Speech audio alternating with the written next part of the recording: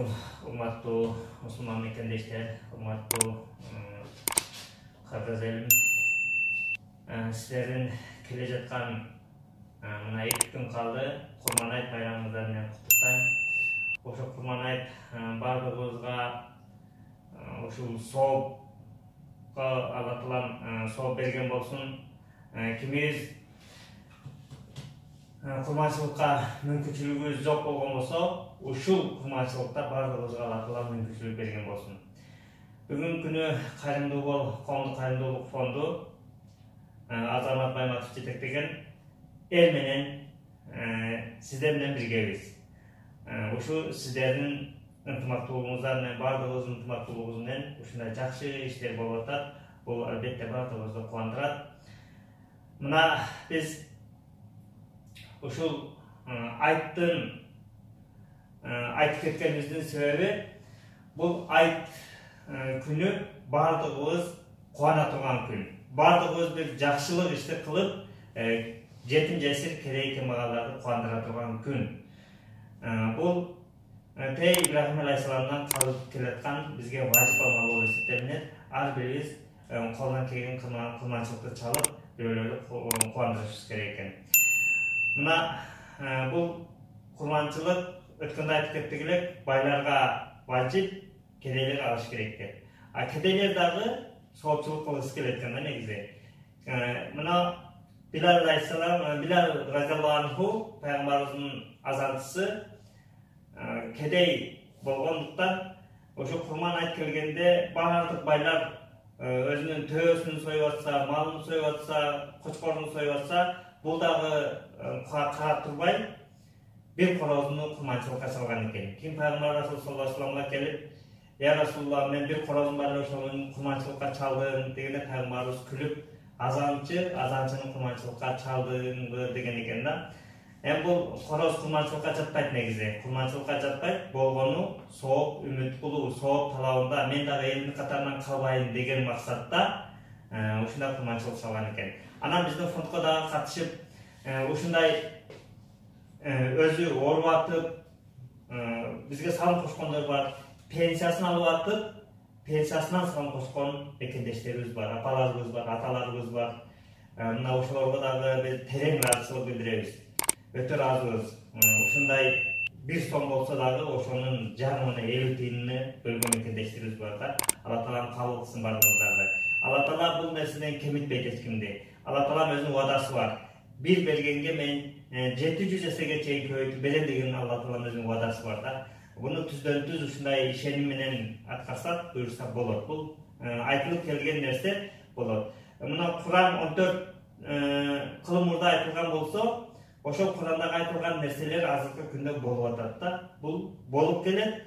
Мына бул жагыга дагы болот. Акыр кыяматка чейин кандай айтылган болсо, ошонун бардыгы болот да. Буга чын жүрөктөн ишенип аткарсак, буюрса бардыгы жакшы болот. Дагы бир жолу куттуктап кетебиз. Алла Таалам Курман айтыбызды бардыгыбызды кабыл кылган болсун.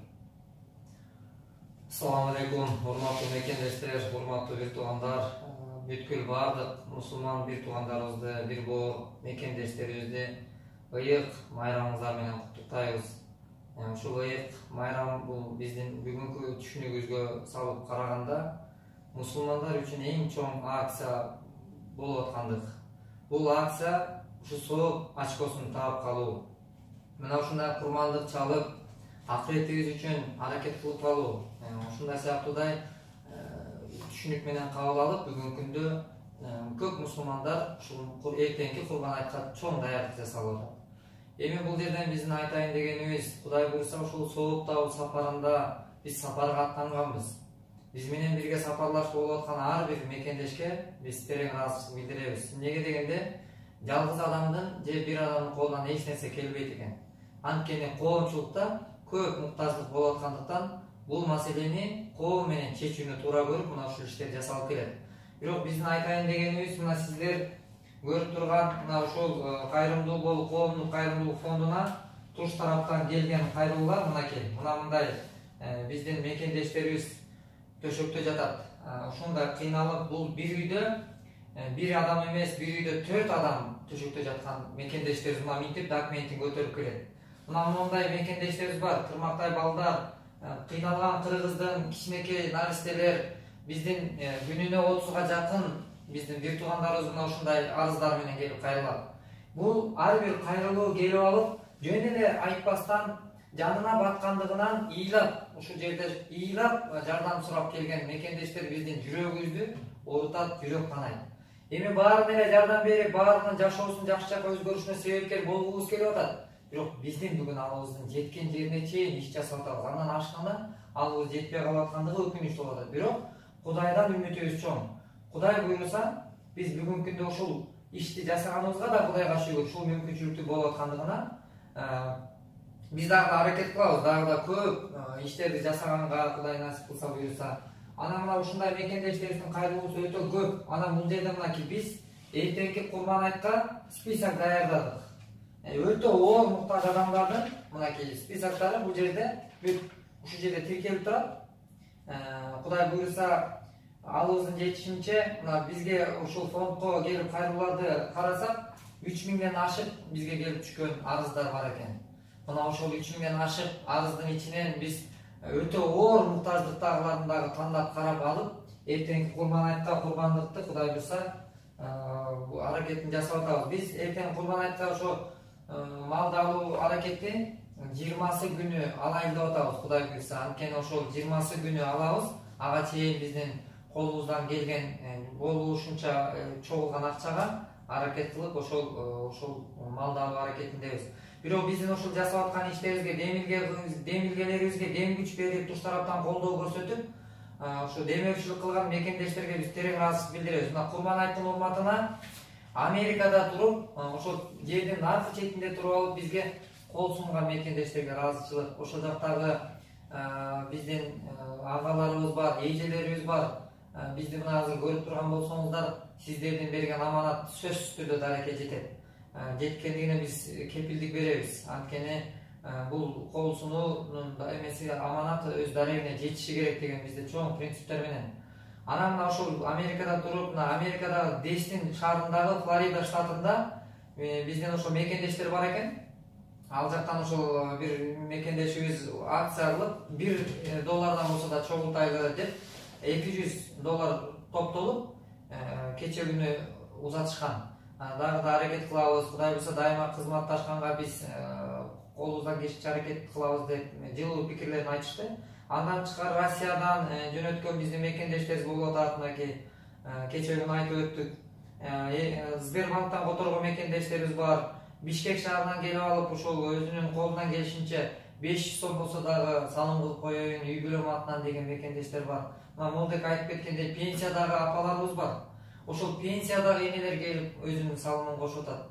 Биз эми энеке силер келип салым кылбагыла. Биз колубуздан келишинче силердин алдыңарда кызмат кылыш керек деп айтсак, жок айланайын, Кудайдын алдына мен да сооп тапкым келет деген сөзүн айтып, мына ушундай иштер жүрүп атат. Анан биз ойлойбуз, мындай пенсиядагы апаларыбыз кол сунуп аткандан кийин мындай нерсеге биздин ушул көчөдөгү бизнесмен байкелерибиз, эжелерибиз ушул жөн карап турбагандыктан бүгүнкү күндө мына 6 жерде үй салынып атат. Быйылкы жылдын эсебинде 10 жерде.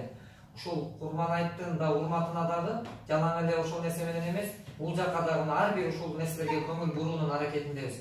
Ошон үчүн урматтуу мекендештер, мындай болуп аткан акция мусулман үчүн чоң мүмкүнчүлүк бизде бар. Бүгүн денебиздин ушул кыймылда болуп тургандыгы, жаныбыз денеде болуп турган кезде бизде чоң мүмкүнчүлүк, көп мүмкүнчүлүктөр бар экен, жакшылык кылып калуунун. Бизде бир күнү бир эле мүмкүнчүлүк калат экен.